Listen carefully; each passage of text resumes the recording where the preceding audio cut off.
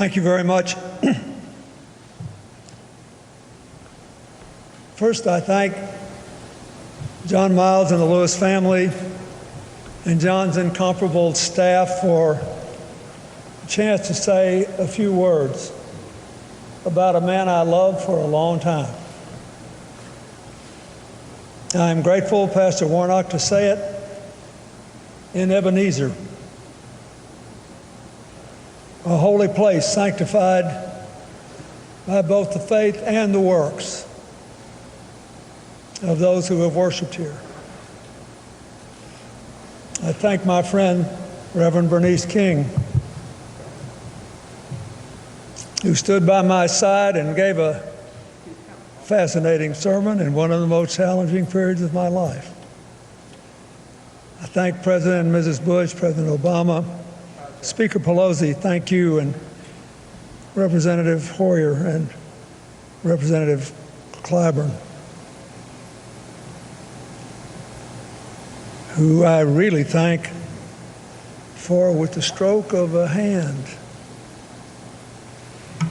ending an intra-family fight within our party, proving that peace is needed by everyone.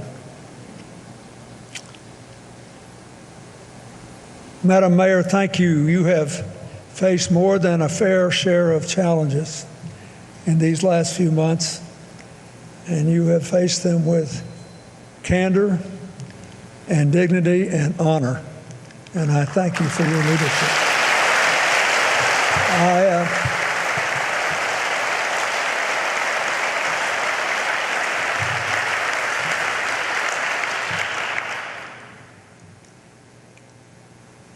I must say, for a fellow that got his start speaking to chickens, John's gotten a pretty finely organized and orchestrated and deeply deserved send-off this last week. His homegoing has been something to behold. I think it's important that all of us who loved him remember that he was, after all, a human being. A man like all other humans, born with strengths that he made the most of when many don't. Born with weaknesses that he worked hard to beat down when many can't. But still a person. It made him more interesting, and it made him, in my mind, even greater. 20 years ago, we celebrated the 35th anniversary of the Selma March, and we walked together along with Coretta and many others from the movement who are no longer with us. We're grateful for Andy Young and Reverend Jackson and Diane Nash and many others who survive. But on that day, I got him to replay for me a story he told me when we first met back in the 1970s. And I said,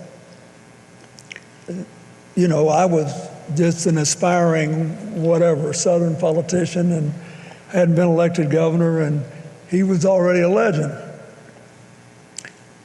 So I said, John, what's the closest you ever actually came to getting killed doing this? And he said, well, once we were at a demonstration and I got knocked down on the ground and people were getting beat up pretty bad, and all of a sudden I looked up and there was a man holding a long, heavy piece of pipe, and he lifted it and was clearly going to bring it right down into my skull. And at the very last second, I turned my neck away, and then the crowd pushed him a little bit, and a couple of seconds later, I couldn't believe I was still alive. I think it's important to remember that. First, because he was a quick thinker.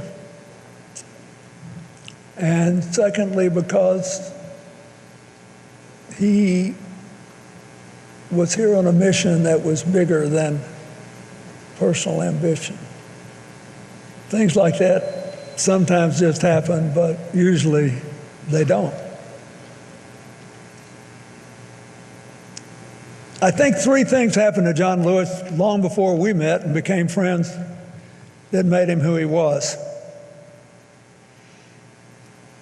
First, the famous story of John at 4 with his cousins and siblings holding his aunt's hand, more than a dozen of them, running around in a little old wooden house as the wind threatened to blow the house off its moorings, going to the place where the house was rising and all those tiny bodies trying to weigh it down.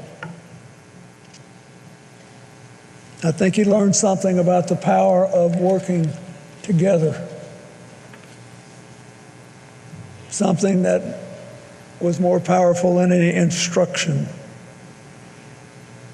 Second, nearly 20 years later, when he was 23, the youngest speaker and the last speaker at the March on Washington,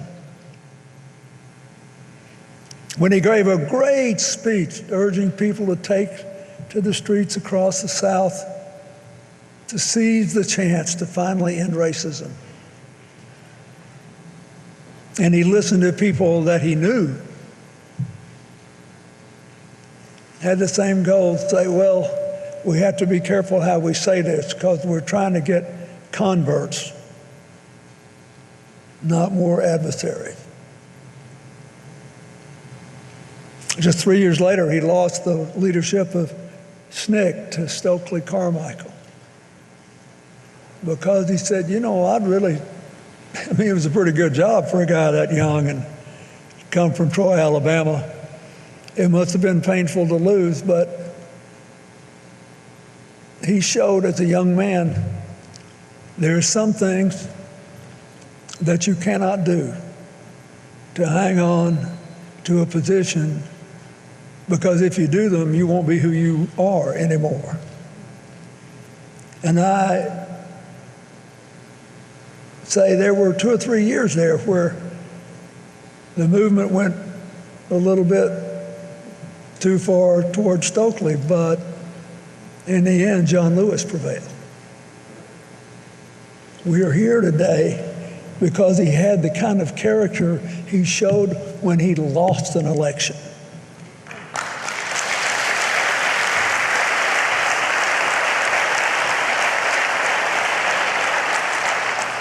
Then there was Bloody Sunday.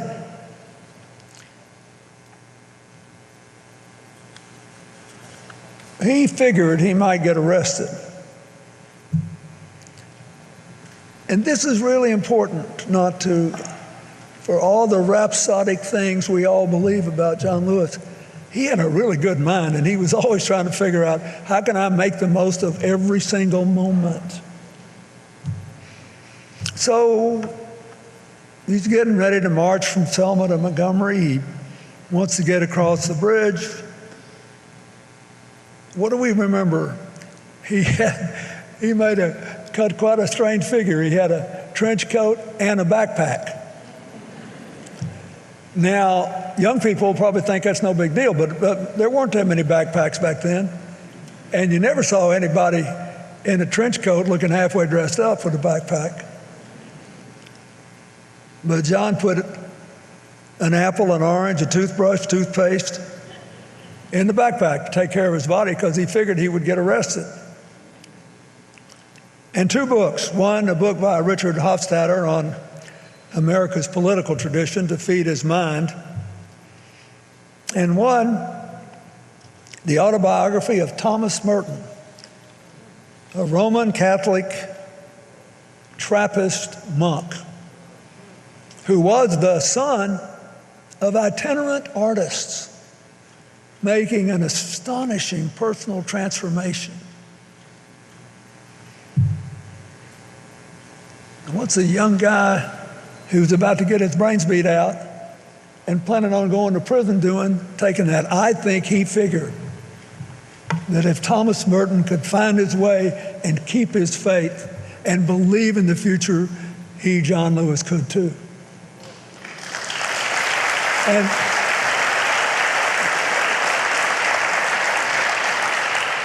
so we honor our friend for his faith and for living his faith, which the scripture says is the substance of things hoped for, the evidence of things unseen. John Lewis was a walking rebuke to people who thought, well, we ain't there yet and we've been working a long time. Isn't it time to bag it?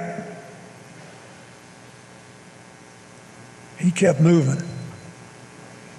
He hoped for and imagined and lived and worked and moved for his beloved community. He took a savage beating on more than one day. And he lost that backpack on Bloody Sunday. Nobody really knows what happened to it. Maybe someday someone will be stricken with conscience and give some of it back. But what it represented never disappeared from John Lewis's spirit.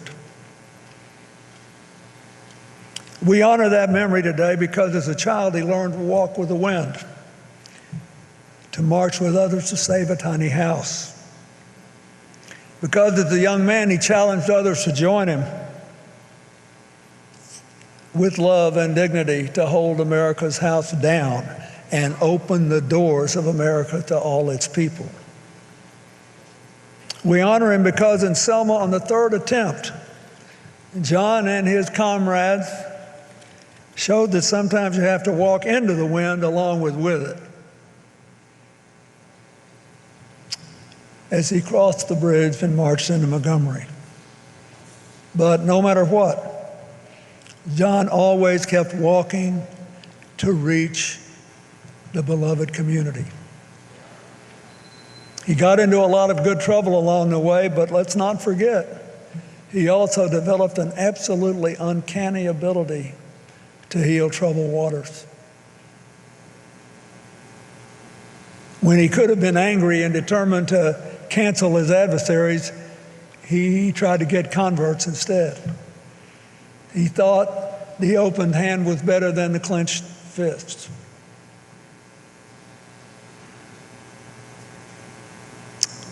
He lived by the faith and promise of St. Paul, let us not grow weary in doing good, for in due season we will reap if we do not lose heart. He never lost heart. He fought the good fight, he kept the faith, but we got our last letter today on the pages of the New York Times. Keep moving. It is so fitting on the day of his service, he leaves us our marching orders. Keep moving. 20 years ago when I came here after the Selma March to a big dinner honoring John and Lillian and John Miles, you had a big afro. And it was really pretty. And your daddy was giving you grief about it, and I said, John, let's don't get old too soon. I mean, if I had hair like that, I'd have it down to my shoulders. But on that night, I was almost out of time, and people were to be present, and people were asking me, well, if you could do one more thing, what it would be, or what do you wish you had done that you didn't, and all that kind of stuff. And someone asked me that night, because I had many friends in Atlanta, and I said, if I could just do one thing, if God came to me tonight and said, okay, your time's up, you got to go home, and I'm not a genie, I'm not giving you 3 wishes. One thing, what would it be? I said, I would infect every American with whatever it was that John Lewis got as a 4-year-old kid and took through a lifetime to keep moving and keep moving in the right direction and keep bringing other people to move, and to do it without hatred in his heart, with a song, to be able to sing and dance. As John's brother Freddie said in Troy, keep moving to the ballot box, even if it's a mailbox, and keep moving to the beloved community. John Lewis was many things, but he was a man, a friend in sunshine and storm, a friend who would walk the stony roads that he asked you to walk, that would brave the chastening rods he asked you to be whipped by, always keeping his eyes on the prize, always believing none of us will be free until all of us are equal. I just loved him. I always will. And I'm so grateful that he stayed true to form. He's gone up yonder and left us with marching orders. I suggest, since he's close enough to God to keep his eye on the sparrow and us, we salute, suit up, and march on.